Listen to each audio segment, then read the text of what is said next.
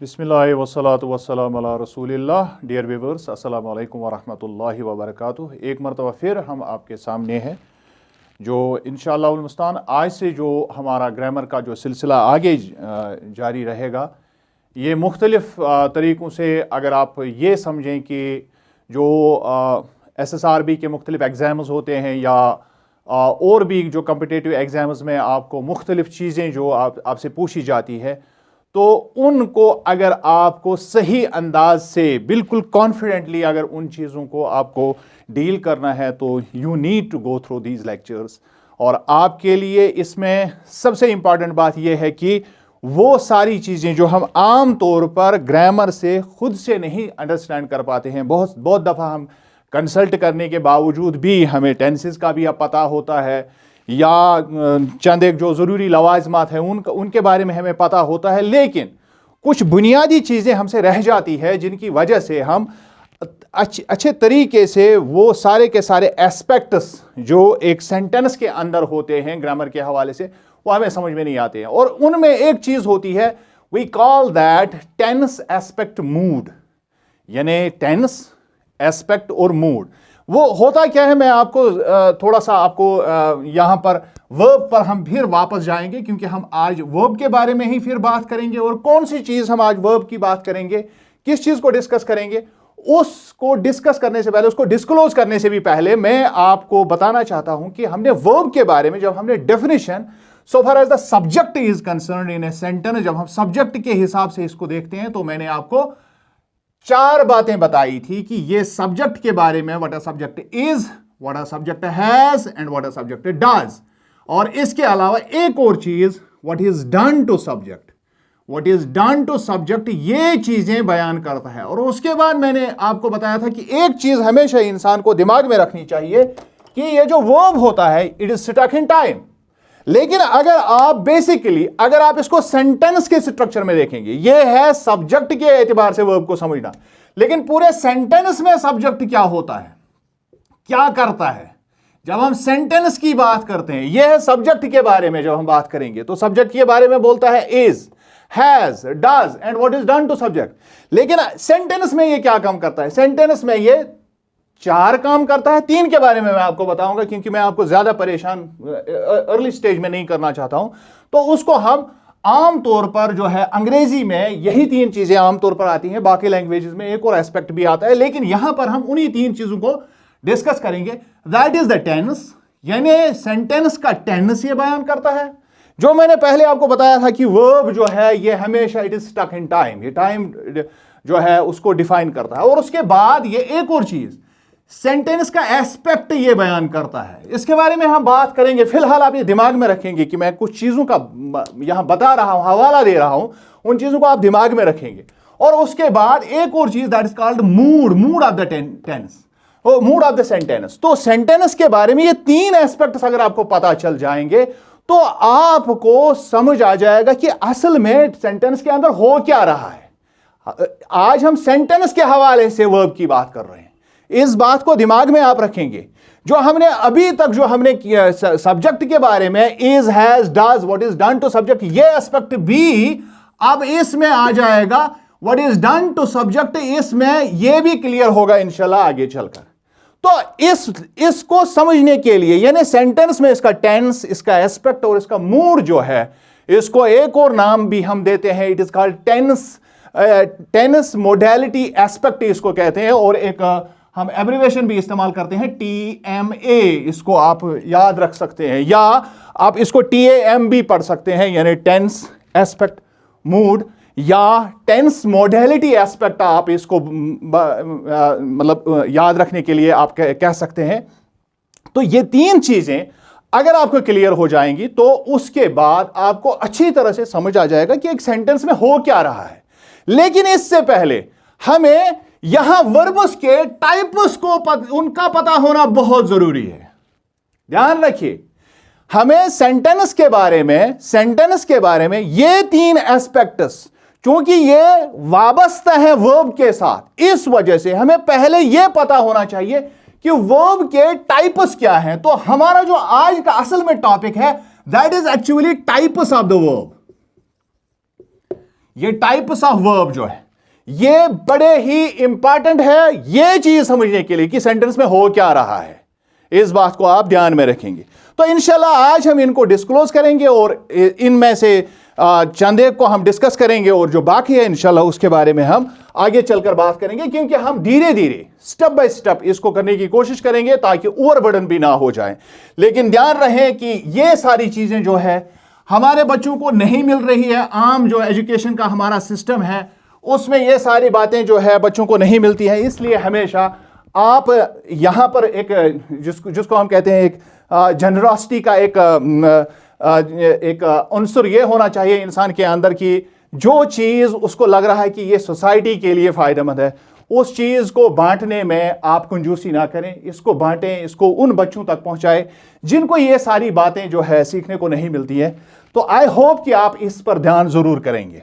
लिहाजा जब हम टाइप्स ऑफ वर्ब्स की बात करते हैं तो इसमें हम अगर आप मुख्तलिफ ग्रामर की किताबें उठाएंगे तो उसमें आप मुख्तलिफ तरीकों से इसके टाइप्स में टाइप्स जो है मुख्तलिफ लोगों ने, मुख्तलिफ ग्रामरियन ने इनको डिस्कस किया है।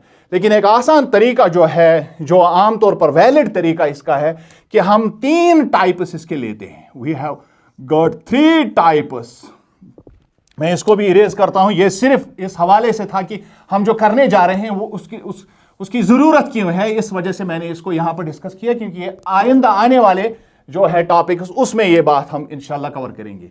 तो हमारे पास असल में 3 टाइप्स के वर्ब्स हैं। ध्यान रखें 3 टाइप्स के वर्ब्स हमारे पास हैं और ये 3 टाइप्स कौन कौन से हैं? The first is they are called action words. ये एक्शन वर्ब्स कहेंगे आप इनको। तो ये एक्शन वर्ब्स जो होते हैं 2 तरह के असल में होते हैं, यानी ये 2 तरह के होते हैं। ये शो करते हैं, या तो ये एक्शन को शो करते हैं या फिर पोजेशन को शो करते हैं। यानी जितने भी वर्ड्स एक्शन और पोजेशन के आएंगे, मिसाल के तौर एक्शन वर्ड्स तो आपको पता है कि गो, वॉक, टॉक वगैरह एक्शन वर्ड्स तो हमारे पास इसी वजह से हम वर्ब को डूइंग वर्ड्स भी कहते हैं, क्योंकि बहुत बड़ी तादाद जो वर्ब्स की है they fall in this very category, जिसको हम एक्शन वर्ब्स कहते हैं। तो पोजेशन में है, ओन वगैरह इसके भी बहुत कम है, यानी पोजेशन के बहुत कम। कभी मैं इसका लिस्ट ही आपको दूंगा, ये 10, 15, 20, 25 के आसपास हैं पोजेशन जिनसे हम शो करते हैं।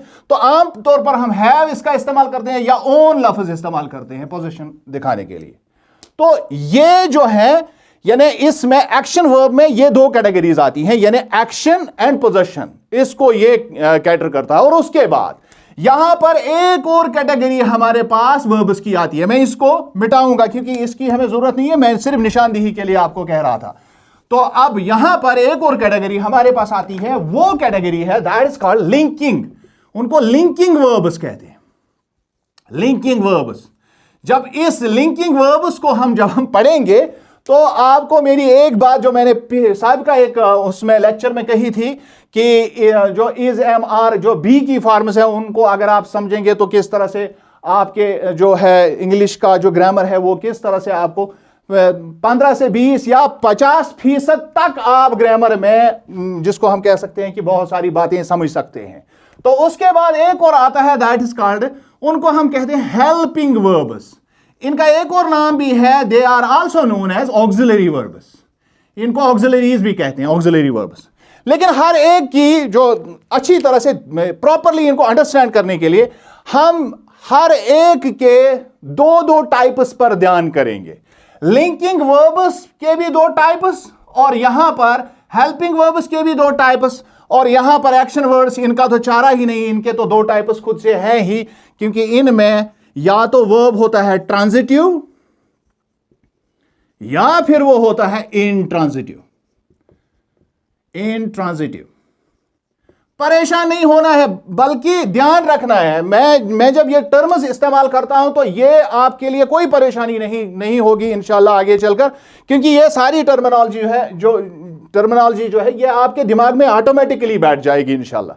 और जब हम लिंकिंग वर्ड्स का करते हैं तो इसको भी हम अंडरस्टैंड करने के लिए, थोड़ा सा अच्छी तरह से इसको ग्रास्प करने के लिए हम इनमें कॉमन लिंकिंग वर्ड्स की बात करेंगे, कॉमन कौन से हैं और अनकॉमन, यानी कोई कुछ एक वर्ड्स ऐसे हैं जो बाकी कैटेगरीज में फॉल करते हैं, लेकिन कभी कभार हम लिंकिंग वर्ड्स के तौर पर भी उनको इस्तेमाल करते हैं, लिंकिंग वर्ब्स के तौर पर भी इस्तेमाल करते हैं। उसके बाद आते हैं हेल्पिंग वर्ब्स। हेल्पिंग वर्ब्स में बेसिक ऑक्सिलरीज या बेसिक हेल्पिंग वर्ब्स और मॉडल ऑक्सिलरीज।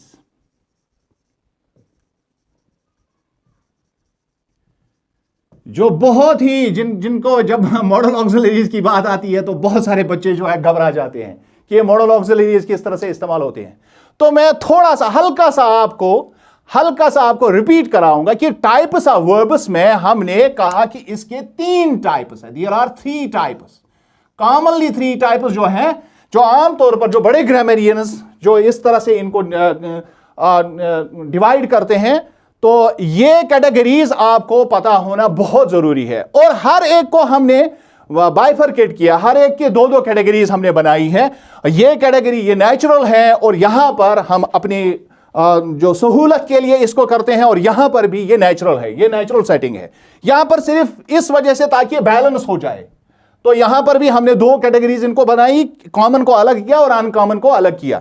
तो यहां पर जो है आज हम एक्शन वर्ब्स के बारे में ट्रांजिटिव और इंट्रांजिटिव पर बात करेंगे, और इंशाल्लाह जो ये 2 एस्पेक्ट्स और बाकी रह जाते हैं, इंशाल्लाह अगले वाले लेक्चर में उसको क्लियर करने की, कंप्लीट करने की कोशिश करेंगे। लिहाजा हम इसको मिटाएंगे, इस हिस्से को हम फिलहाल खत्म करेंगे। तो अब हम आज बात करेंगे असल में उन वर्ब्स की आज हम बात करेंगे जिनको हम एक्शन वर्ड्स कहते हैं या डूइंग वर्ड्स कहते हैं।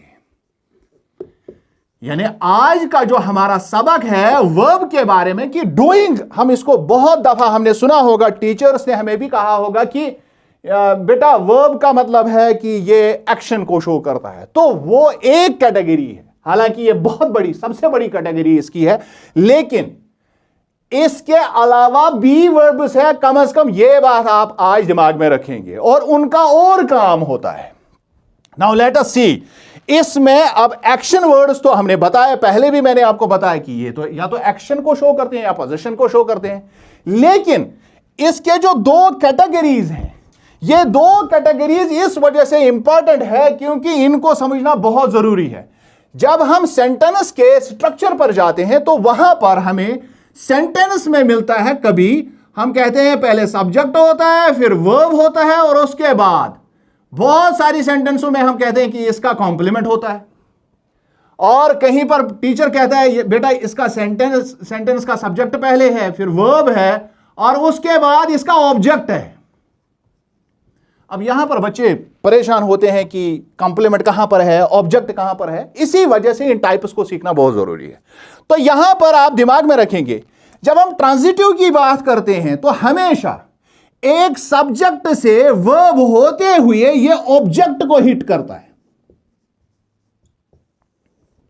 यानी इसके लिए आप कहेंगे कि सब्जेक्ट जो काम करता है उसका डायरेक्ट असर किसी और नाउन पर आ जाता है, किसी और चीज पर इस एक्शन का डायरेक्ट असर दिखाई देता है। जैसे मैं काम कर रहा हूं, इस वक्त मैं इस बोर्ड पर लिख रहा हूं, और ये बोर्ड डायरेक्टली मेरी एक्शन से, मेरी राइटिंग से ये मुतासिर हो रहा है।